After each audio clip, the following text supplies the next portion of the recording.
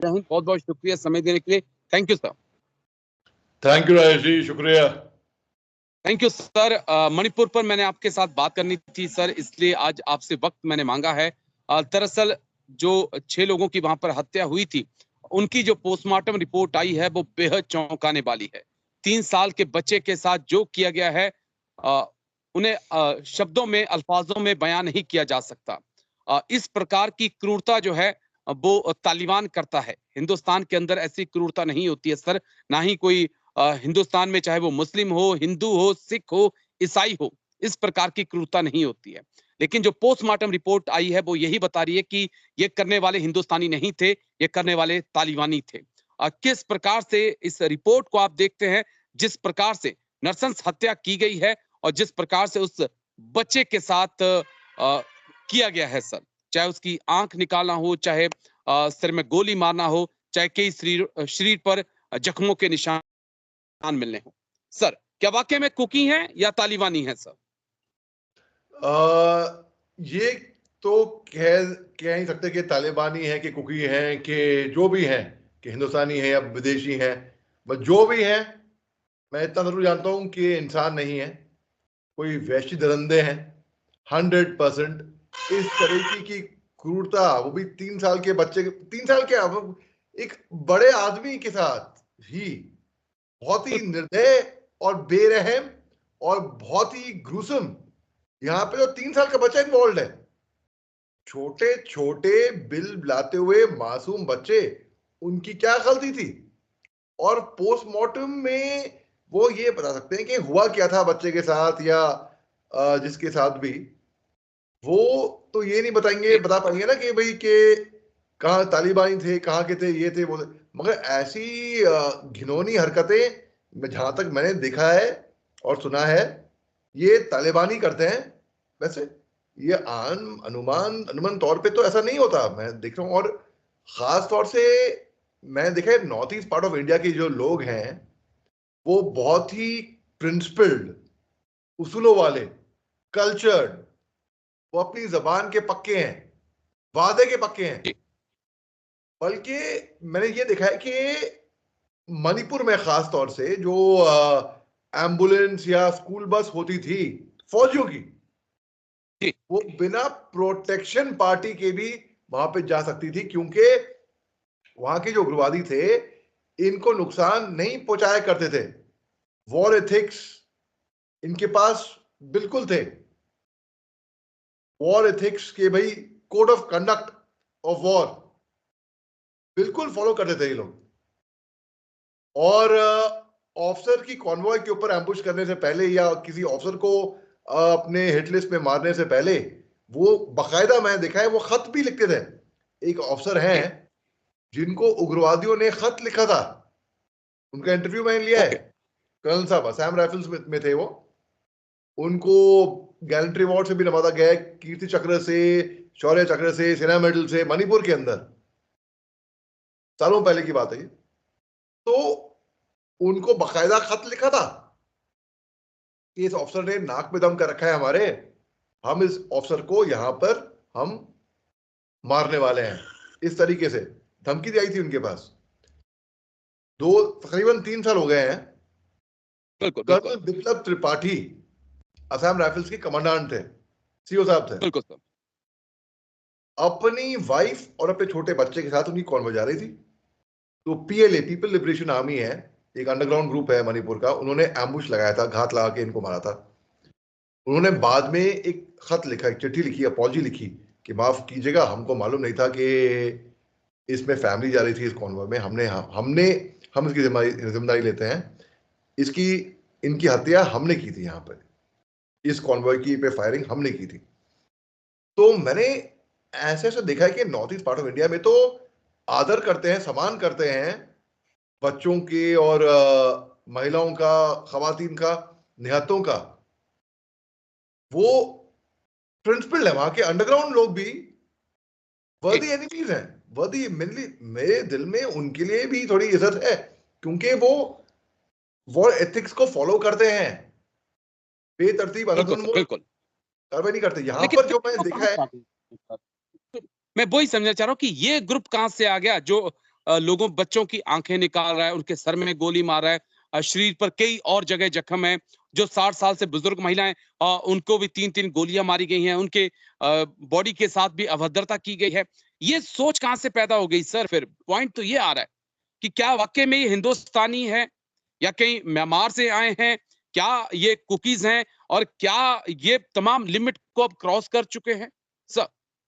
नहीं, मैं तो ये अभी किसी को नहीं कहूंगा कि ये कौन समुदाय से बिलोंग करते हैं, कौन है, क्या है, क्योंकि वहां पे हेट्रेड, घृणा, नफरत इतनी फैल गई है कि हो सकता है कि जो एक गंदे दिमाग का आदमी हो, जो सिनिस्टर डिजाइन्स के साथ में जो दो बहादुर भाइयों को लड़ाना चाहता है, उसने क्या हो,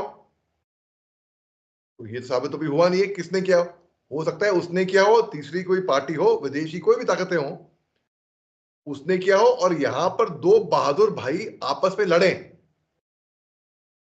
क्योंकि मैं फेमिलियर नहीं हूं इस तरीके के अटैक्स देखने के north east part of India से, खासतौर से 99 में, 1999 में कारगिल युद्ध के दौरान पाकिस्तान ने हमारे फौजियों के साथ, कैप्टन सौरभ जी, कालिया, हमारे फौजियों के साथ ऐसा व्यवहार किया था, म्यूटिलेट की थी बॉडीज, बिल्कुल।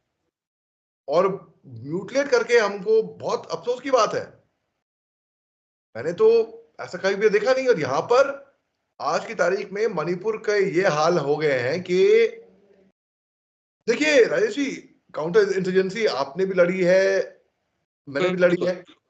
एक उग्रवादी अगर आपके आगे आ जाए बिना हथियार के, आपको मालूम है शक्ल से ये उग्रवादी है, वो तो निहत्था एक सिविलियन हुआ ना। आज की बिल्कुल। तारीख में मणिपुर में जो विलेज वॉलंटियर्स हैं, वो भी आर्म ग्रुप्स बन गए हैं, सोशल ग्रुप्स हैं, वो भी आर्म ग्रुप्स बन गए हैं, हथियार उठा लिए सबने बिल्कुल सर। अपने आप की हिफाजत करने के लिए, कुछ भी हो कहें। तो ये आइडेंटिफाई करना बड़ा मुश्किल है कि कौन उग्रवादी है, कौन मिलिटेंट है, कौन मासूम है। बिल्कुल लेकिन जो बिल्कुल। मैं कहूंगा गलती हमारी है, हम लोग इसको कंट्रोल नहीं कर पाए। और जो मेरे दोस्त लोग हैं मणिपुर में, जो मेरे भाई बहन हैं, जो जिनको मैं अपना मानता हूं, वो भी मेरे को अपना मानते हैं, मेरी गुजारिश ये है कि अगर वो उम्मीद कर रहे हैं कि कोई कहीं और से बाहर से आएगा, इनको बचाएगा, इनको खुद को बचाना है। बल्कि बचाना विलेज वॉलंटियर ही नहीं कि अपने आप बचाव करें अपना, एक पीस, एक सुलझा, एक दोस्ती, बड़ा मुश्किल है। घाव बहुत गहरे जा चुके हैं। लोग पूछते हैं क्या वो माइते और कुकी इतने गहरे घाव जा चुके हैं, क्या इनमें दोबारा कभी भी भविष्य में दोस्ती हो पाएगी? फ्रांस और ये जर्मनी, बहुत बड़ा सवाल है सर। जी। अरे जी, फ्रांस और जर्मनी, बिल्कुल, एक सवाल और आपसे और पूछना चाहता था। जी, कट्टर फ्रांस दुश्मन थे, बिल्कुल। आज फ्रांस और जर्मनी, नज़दीक हैं, आज दोस्त हैं, लेकिन मैं जी, एग्री हूँ फर्स्ट व बिल्कुल। फ्रांस, जर्मनी हो, जापान, अमेरिका हो, तमाम दुश्मनियाँ भूलकर आज एक साथ हैं, तो कुकी महते क्यों नहीं रह सकते? लेकिन अब आगे क्या है सर? 50,000 से ज़्यादा एक्स्ट्रा ट्रूप वहाँ पर भेजे गए हैं, स्पेशल फोर्सेस की भेजने की बात आ रही है। एनआईए पूरे मामले की जाँच कर रही है, सीआरपीएफ, असम राइफल, सीएपीएफ और इंडियन आर्मी को पावर दी गई है। क्या इन लोगों के खिलाफ, खासकर इन लोगों के खिलाफ जिन्होंने इस प्रकार से नृशंस हत्या की है, एक व्यापक ऑपरेशन की जरूरत है? इनको उस अंजाम तक पहुंचाना बहुत जरूरी है जिस अंजाम के हकदार हैं सर। देखिए राजेश जी, फोर्स से तो कभी शांति आएगी ही नहीं, बंदूक से पीस नहीं आएगी, पीसेस होंगे केवल। तो हम जो पंप इन कर रहे हैं फौज को, सिक्योरिटी फोर्सेस को, स्पेशल फोर्सेस को, कहीं से भी, मुझे समझ में नहीं आ रहा, हम दो दबा के मजबूरन किसी का मुंडी दबा दे नीचे कुछ देर तक, कब तक? Bye winning heart and minds, एक ही तरीका है केवल, वो है विनिंग हार्ट एंड माइंड्स। और north east part of India में, खासतौर मणिपुर में, अपने खुद के लोग हैं, वो जी। अपने हिंदुस्तानी हैं भाई, हमारे देश के निवासी हैं, हमारे लोग हैं, हमारे वतन के लोग हैं वो। उनका उनके साथ डील करने का तरीका है भैया प्यार से।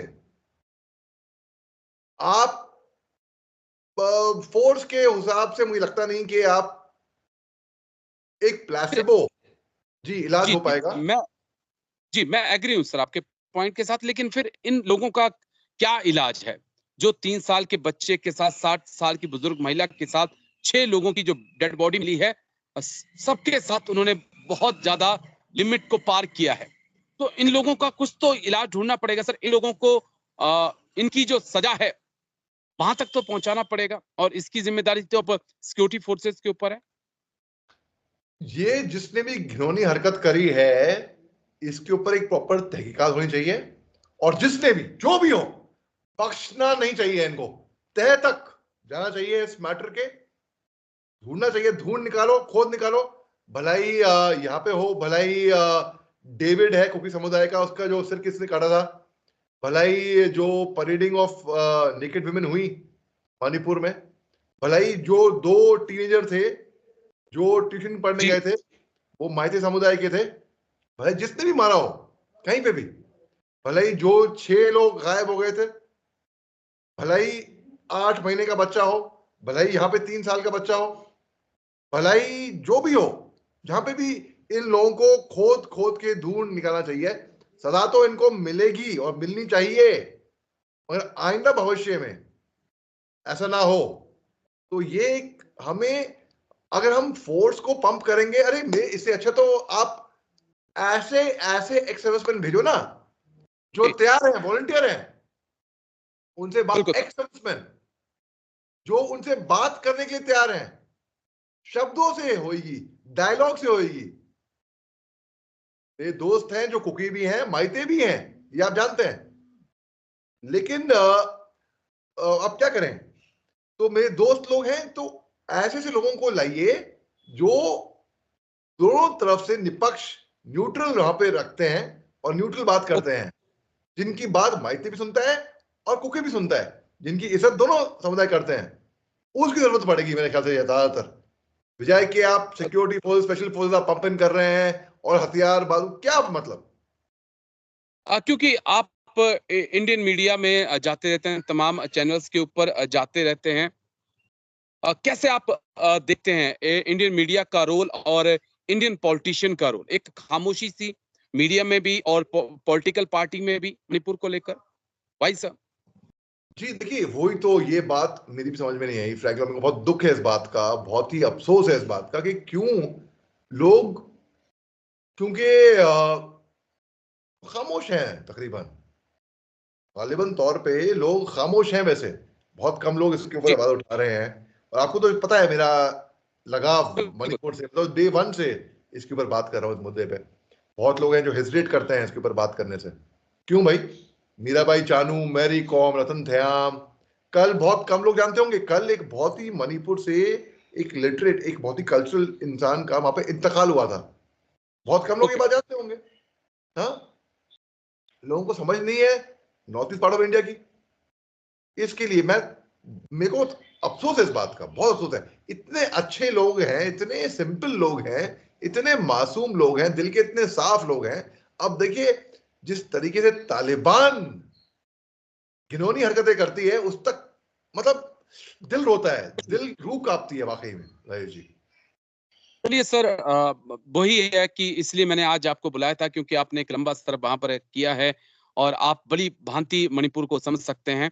हम हमेशा यही कामना करते हैं कि मणिपुर में जल्दी से जल्दी शांति आए। सरकार की तरफ से एक जोरदार पहल देखने को मिले। भारत का जो मीडिया है, वो भी मणिपुर को लेकर अपनी आँखें खोले और हर मुद्दे को उछाले ताकि सरकार तक वो बातें पहुंचे, लेकिन फिलहाल ऐसा होता दिख नहीं रहा है। और आई होप जो कल्प्रिट हैं जिन्होंने ये सब कुछ किया, उनको उनके अंजाम तक जरूर पहुंचाया जाएगा। आप आए और इतनी तमाम आप बातें आपने इतनी डीपली रखी, इसके लिए शुक्रिया सर। Thank you. जय हिंद। Thank you sir. जय हिंद राजेश जी, आपका भी शुक्रिया। Thank you sir.